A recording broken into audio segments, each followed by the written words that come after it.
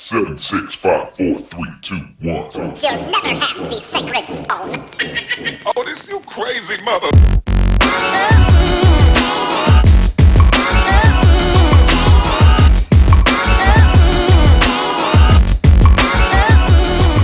All right, we're back for the 20-something edition of Amateur Hour.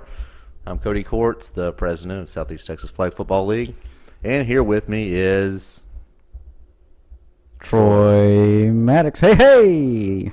The vice president of the SETX FFL and co-host of the Amateur Hour podcast. Man, you're really bringing the fire today. Hot, spitting hot fire like Tyrion Lannister did in the commercials last night. Yeah, I was watching that game in a house with about 1,000 people that were avid deer hunters. Oh. So they were very. I couldn't really hear anything, so all I did was see Tyrion wandering around the thing, like he was literally spitting fire. He was spitting fire, some Busta Rhymes fire. So that means he's a Targaryen. If you read into that commercial. Yeah, well, who knew that Doritos would be the way we found that out? Now, that show's getting worse and worse at revealing plot twists. Yeah, we got to use Doritos to do it. It's like you're going to find out that, like, what's her name? Khaleesi's pregnant with Jon Snow's baby by watching Ellen next week. Yeah. You know? They're really thinking outside the box. Yeah, they're just trying to get all media involved. Yeah. Okay, so yesterday the Super Bowl occurred. And Troy and I made our predictions earlier in the day yesterday. Boy, did I make some predictions about this game. I am so excited for everyone to hear my predictions about this game. Yeah, and it both of us, well, one of us was more correct than the other, and you guys will see here in a second. I should have put some bets down on some bookie website. Absolutely, even prop bets. You were on fire. So here are our prediction of this, just the score of the games. So I'll go ahead and play that now. This is just the scores, but like there's more to come. So so here are what we thought were going to be the scores of the games. Okay, so my prediction for the Super Bowl is going to be, I'll take New England 31, Philadelphia 27. So I think my prediction for the Super Bowl 52, is going to be the Philadelphia Eagles 41 and the New England Patriots 33. How good was that? It was great. I mean, come on. Who would think of a score that ridiculously high? I don't know. Like I said, I actually thought it would be a low-scoring game. Usually they're, it's not that ridiculous with the points and stuff. But these predictions, like what I'm doing is I'm playing Troy's first, and then mine comes after it. So don't get confused. Even though our voices are different, mine's low and sultry, and Troy's is high and sultry. Very annoying. Okay. So here's the next little part of our prediction. Get fired up about these predictions, Yeah. because you think the score prediction was awesome. Wait till you hear the rest of my predictions. Yeah. Okay. Here's the next part. I think it'll probably start off pretty slow. These Super Bowls, it always seems like there's not a whole lot of scoring because obviously teams have had 2 weeks to prepare for one another. I feel like Philadelphia will probably start off with a long drive early, a sustained drive, and probably get a field goal out of it. New England will come back and probably kick a field goal as well. Both kickers, I bet, will miss extra points. We'll each probably miss an extra point. One of them will probably miss a field goal as well. All right, that was pretty good too. I mean, Pretty good. Are you kidding me? It's getting better. I feel like you may be some sort of soothsayer. I actually looked at you crazy when you said that yesterday, and now who's the crazy one? Exactly. But I put a lot of research into this game, so I had some pretty good insights. well, you should have placed some bets somewhere. I know. I know it's against your religion and all, but I just don't have the minerals to place a bet. The minerals, huh? Okay, minerals spelled min-il-me-in. No. Well, okay. All right. Well, if you thought that was strange, it gets even weirder. So here's kind of, I guess, what you would call the third layer of our predictions. I don't think that either quarterback will throw over maybe 250 yards. I think it'll be a lot of, kind of underneath stuff. I think they'll keep it close for a while. Let's see. I also think that both quarterbacks will have pretty good games. I bet Brady throws for like 500 yards and 3 touchdowns, some crazy number like that. And Nick Foles is going to throw a couple of touchdowns as well. I think I think the Eagles are going to have a couple of touchdown receptions that the catch rule is going to come into play.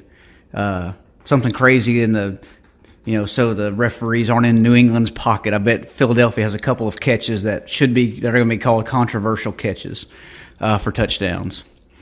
And I bet there aren't going to be probably like one punt. There's probably going to be like one punt in the entire game. Come on. This is ridiculous. I'm exactly right. Exactly right. I feel like like maybe it's the case that work has been weird for me lately, and I got my days mixed up, and you somehow pulled off this thing where you actually saw the game before you made the predictions. Don't even lie about it like that. Don't act like tricked me into watching a recorded game. Oh, come on. Because that's getting kind of creepy. I almost think you should try to go work for a police department as like a psychic detective. You could find where dead bodies are buried and predict NFL scores. Well, there's another. Just listen to the rest of the. Okay, you want me to play the rest of it? Play the rest of it. All right. Well, look, guys, don't roll your eyes. Troy's just really good at this. So here's the rest of his prediction. And I think toward the end, New England will just come out. They'll be about 10 points ahead in the fourth quarter.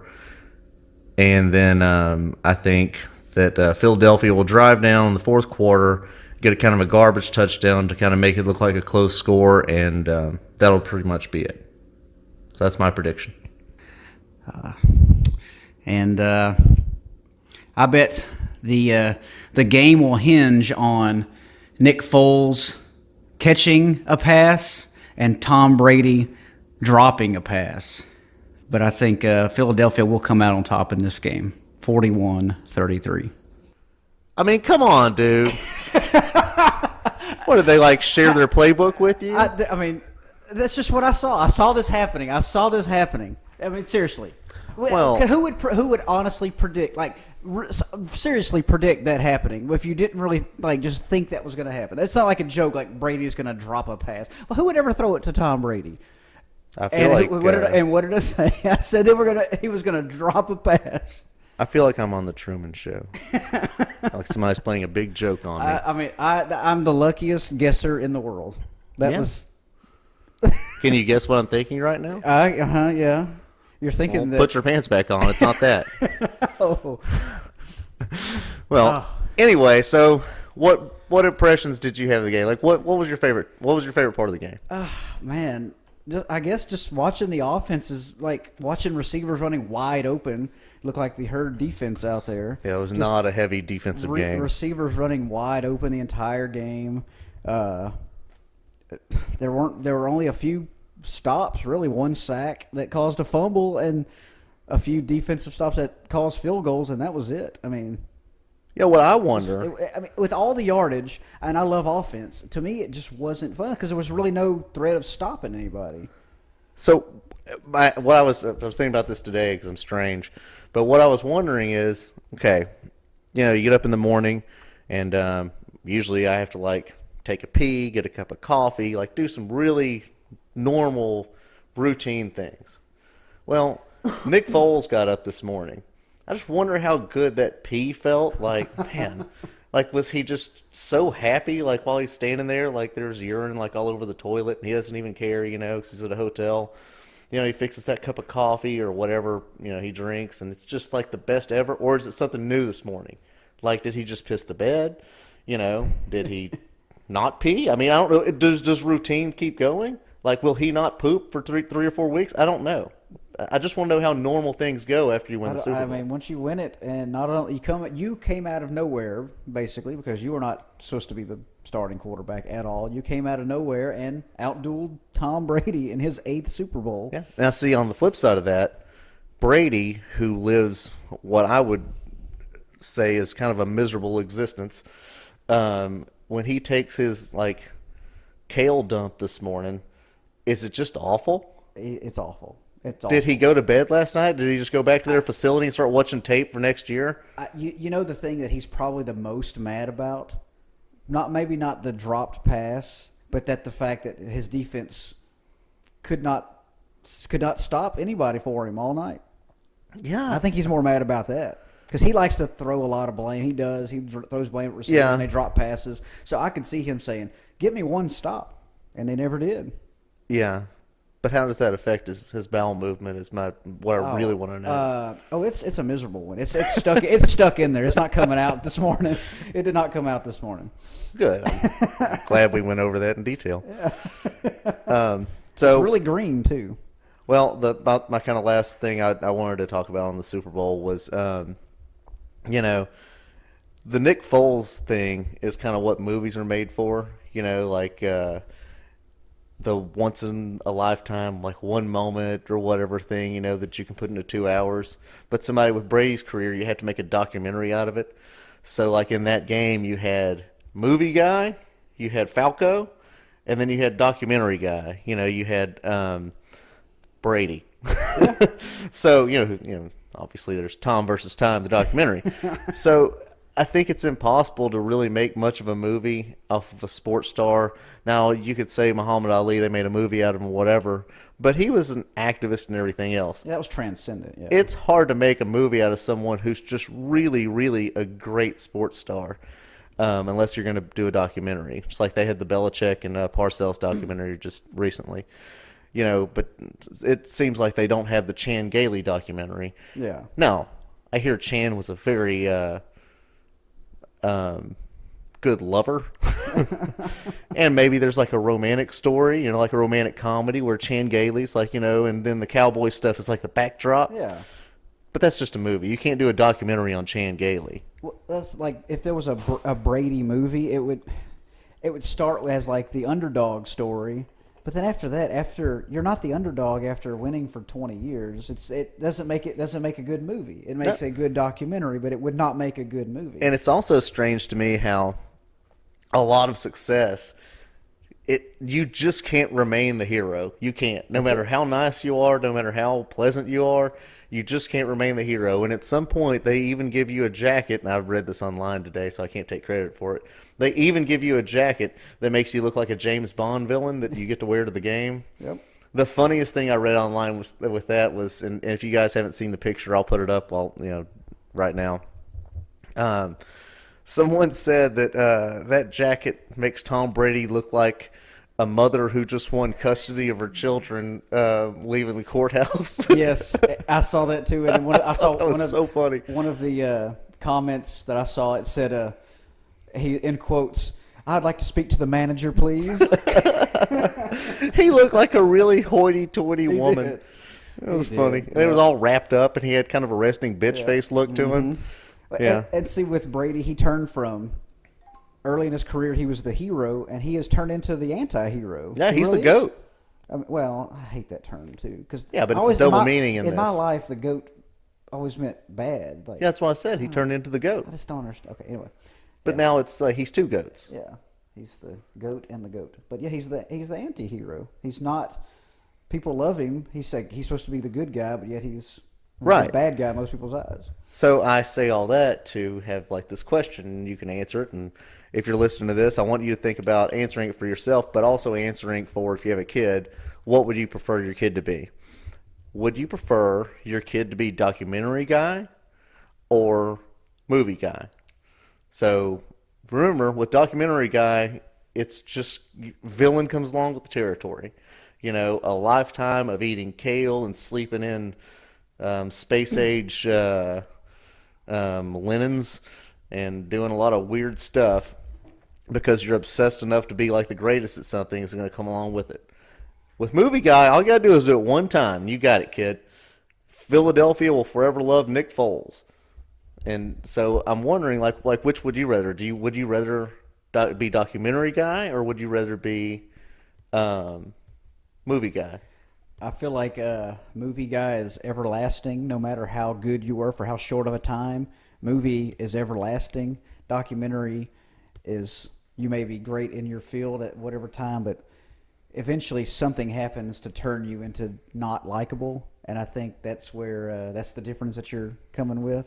So I would say, for family's sake, movie guy. Yeah, movie guy seems a lot more sustainable, but the allure of that jacket, that makes me want to be documentary guy. You know, you're not talking about the gold jacket at the end of the career, or you're talking about the Brady jacket. Yeah, the Brady jacket. Okay, F that gold jacket. Gold jacket, green jacket. Who gives a shit? So yeah, no, I think they're both actually pretty appealing. However, I like documentaries more than movies. Yeah. And I get over movies pretty quickly, but I'm still fascinated by Bill Parcells. Yeah. Like, I can't even remember what the end of Rudy was. I can't remember. I know he made a tackle. I can't remember if it just ended after that or if there was more. I think that was it. And honestly, I don't care. Crying. Oh, yeah. Yeah, he got on the field, made a tackle. Yep. So did everybody else that day, Rudy. And they didn't have to beg to try going to 8 Super Bowls, kid. So, yeah. Oh, Prince was resurrected, too, during halftime. I saw that. And he was giant. Yeah, a giant resurrection of an effeminate weirdo. Why would you choose the song, I Would Die For You, when the man died? Like, it seemed weird. That was the choice of this. That was a weird choice to me. Well, like I said, I was at a very loud environment, so I don't know what was going on. I just saw a giant thing of Prince looming over Justin Timberlake, and I was kind of thinking it would be cool if they made it look like Prince's ghost went into Justin Timberlake's body, and then, like, you know, like somehow he was him for a minute. But whatever. Little sidetrack. One of the greatest music quotes I ever heard. This came out after Prince passed away. Someone asked. This is a long time ago when the quote came out, but I just heard it after he passed away. Someone asked Eric Clapton, "What is it like to be the greatest guitar player of all time?" And he said, "I don't know. You need to ask Prince that." Oh, well. That's a pretty awesome thing coming from a great musician like that. That's pretty good. Well, they asked me that one day, too. I'm actually the originator of that quote. Oh. And then Eric Clapton stole it from me. So I don't know why they asked me that. I don't know how to play guitar, but I think they were just being facetious. I've seen you. You see me strumming? I've seen you strumming. I can also lip sync battle like a mother. Man, you should, yeah. On a side note, Troy and I engaged in a lip sync battle the other day. And, well, why don't you tell them who won? Cody won. Yep. Cody chose a more. He knew the crowd. He read the crowd better than I did. He chose a song that everyone was into, and I went more old school and did not read the crowd correctly. Well, I'm broadly appealing. I mean, we can all agree to that. You had some moves up there. Yeah, I paced back and forth like you wouldn't believe. So nervous. You looked so nervous. Well, I tried to perform that song. I chose "Sabotage" by the Beastie Boys, by the way, and I tried to perform that. I was all over the place and jumping up and down and having a good time. And Cody chose. I muddled through "Cowboy" by Kid Rock, and it was the worst probably worst 1.5 minute of my life. That's to include a lot of really crappy things that I've done and gone through. So, and he got 10 times the cheers that I got. That's because I'm likable. Yeah, I was the movie guy. I was adorable. See, you were a documentary guy. They were like, man, this guy's done this before. He's a pro lip sync battle fella. And I was just the spunky Nick Foles that was pacing around, turning, blushing and almost passing out. Maybe we should put the video of us on there. I don't have the video of that. I don't think it's necessary to try to dig it up. All right. In the next segment, we'll actually talk about the Flag Football League that's coming up. Forgot about there that. is the Flag Football League. Oh, I thought we were going to just do this forever and no more flag football. No, we have our niche. Oh, we got to play football again. Yep. All right, so stay tuned. We'll be right back.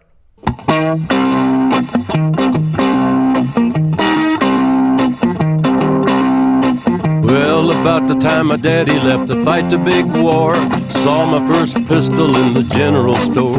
In the general store when I was 13, thought it was the finest thing I ever had seen. I asked if I could have one when I grew up. Mama dropped a dozen eggs and she really All right, we're blew back. up.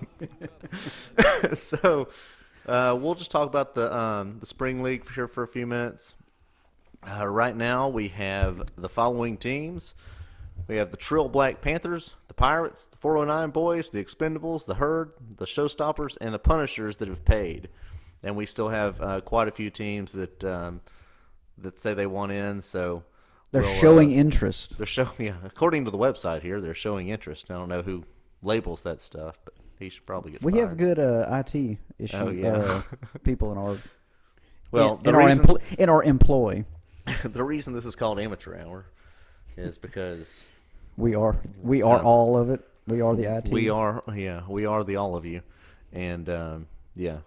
Anyway, so also I think the Jack Boys will probably play. Squad Elite said they want in. I'm sorry, the squad said they want in, and hopefully the Cobras and the Diamondbacks and the Goats and the whoever else would like to play. The Eagles don't have anything going on now. Maybe they'll show up. You better hurry up. Spots are filling up and time is waning. Yeah. So, Troy, I'll go ahead and ask you the question that's pressing on everyone's mind. You know what happened last year with the Expendables that defeated the Jack Boys in the playoffs? Who's your front runner this year? Of the teams that have paid, or just anyone in general? Well, just anyone in general. Not, I mean, within reason. The Eagles aren't going to play in our league. The Eagles will not play. I No. bet they would. I bet they wouldn't do very good in our league. They got Nick Foles at quarterback. What has he done? That would be the sequel to the Nick Foles movie. In flag It football. would be a comedy. So who do you We think? would change the name of our league in the movie, though. It Well, wouldn't yeah. be the same name. Yeah, it'll. They'd have to pay us greatly if they did use our name. Yeah, and I don't think that's going to happen. So, all right, who do you think's gonna do what this year? I still feel like the Jack Boys are the number one. They have they're the odds-on favorite to win in the win the league again. So I don't put it past them to not win. The Trill Black Panthers, the defending champions, obviously going to have a lot of confidence, and I think they're going to be good. And Now, remember your prediction that you made for this, your Super Bowl prediction. So these hold a lot of weight. well, yeah, but I don't put as much. You don't think about I don't this think thing about that we this spend as much. hours on so much, other than okay, I got you. Yeah, All right. I do like the trophy that the Trill Black Panthers won. Oh yeah, that's pretty sweet. Yeah, I wish So- they would see it. Well, they're going to be issued it on the first Sunday of the league. So, do It you is want the- me to? Do you want to put a picture of it on It the is podcast? yes, it is the greatest trophy of any league in Southeast Texas. Okay, I'll put it up on the podcast so you guys can look at it. But I won't put it up on Facebook or anything until they're issued it. So if anybody wants to look at this thing, you're going to have to sit through at least a few seconds of us and give us a view on YouTube. Yes. So, all right. You know what? I'll go with I think the Showstoppers will win it this year. It's always a good one. Always a good team to be I at the feel top like- there. I feel like they get enough good players consistently that they're just bound to win another one at some point, and it's kind of time to me. I mean, Diltz is pretty obsessive over it, and Atterbury is a really great receiver. I feel like I'm sure they'll add a couple more pieces too. So as long as Kunn's there, and of course as long as Walt's there, I don't even know why they show up if Walt doesn't play. I know. I think that they will actually be the team to win it. Yeah, and the 409 boys are always a threat. They've got good athletes. So I mean, it's one of those times where you don't know until you see who shows up for the season. So Yeah. Well, I think the Expendables will continue to get a lot better. I think the Pirates are brand new, which I really hope we get to play them every week. I like new teams. I say that like they would just destroy it. Probably, yeah. The Punishers actually just paid yesterday, so they're back in it. We have a lot of teams that are pretty well versed in it, so I'm really looking forward to it because I feel like by this time, we're in the third year of the league, and what we've been doing, and people have acclimated to the rules. There's not so many questions anymore, and it's a lot more fun to me now than it was at first when we're having to kind of learn on the fly and show everybody what to do. So we do have a new rule, though. Tell us the new rule, Cody. The new rule is you have to have matching shirts. All you got to do is have matching shirts. I don't care if you go to Walmart, buy a pack of Hanes, or whatever you got to do, but it's it makes it kind of difficult when the refs are trying to call stuff for us to not match. So the way that's going to work is go ahead. I'm sorry. And it looks so much better on the film, on the video, on the highlights, everything when we especially like game of the week videos that we put out there for the entire world to see. It looks so much better when we have teams that are matching. It just looks good. Oh, absolutely. And it doesn't look like backyard football. It looks like an actual league. Right. And the last league, we lowered the price. We kind of loosened a lot of the standards just because of the hurricane, and everybody was strapped for cash, and everybody just was kind of having a hard time. So we just wanted there to be football, period. But we're back to normal now. We're back to doing what we want to do. And we're going to, have our rules in place because I think that's what you guys would want from us. I think you want something that's professional, that's, well run. And I think you would want us to hold people to standards. And the thing is, if people don't want to do that, if they don't want to, go spend the $3 to get you a pack of T-shirts, then, go play in the backyard. We're not hurting for teams at all. Hell, it's easier for me if we have fewer teams. We're all about ease for us as well. We just want to ease up in it. Yeah, I just want everything to be easy for me. Also I'm going to try to start moving us toward as far as the league goes is I'd like to be more community oriented as far as getting more local businesses involved with whatever they do. And when I say local businesses, I'm not even talking about sponsorship. If you guys have someone that is a performer that does things, I would like to feature them on the game of the week. Like if someone that's a musical artist that's local, I'd like to use their music for the game of the week videos and their music for the highlight videos. Maybe even at some point have like a little outdoor concert somewhere, that we could maybe sponsor and help do just to kind of, help out the area a little bit. I'd like us to kind of move into that direction. So if you guys have anybody that does like, T-shirts, stuff that we could put on out there that it would just kind of be mutually beneficial, just holler at us. I'm kind of open to anything at this point as long as it's not super vulgar. Yes. So, if you're one of those people that throws the fun parties, that's probably not our thing. But if you got a little music studio, if you're a good guitarist, if you like to make music, drop us a line, let us know, and we'll see about putting it on our videos.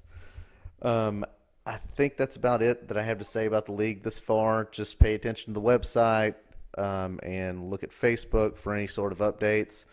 We'll release the schedule probably the Tuesday before it starts, it'll start on the 18th of February. Last day to pay is February 12th, which is the Monday. So get us those payments in, send us your team names, and anything you guys want to happen this year, let us know, and we'll see if we can make it happen. So that's about all I got there on the league this year. We are always open to suggestions, always. But don't suggest them to me. Suggest them to Cody or Walt or someone else, because I'll just probably say, get out, what? I'm mad as I've ever been. Get out of my face. Yeah. Well, you can talk to me and I'll listen. Even if I don't like it, I'll act like I do. So it's like every conversation we ever have. just smile and nod. That's why I've been married twice. All right. Well, That's all I got for today. Anything else there, Troy? Yep. You know, I'm excited about the season. I always am. I can't wait to get everybody out there, and week 1's right around the corner. All right, guys. I'll see everybody on the 18th. Y'all have a great day. Good luck.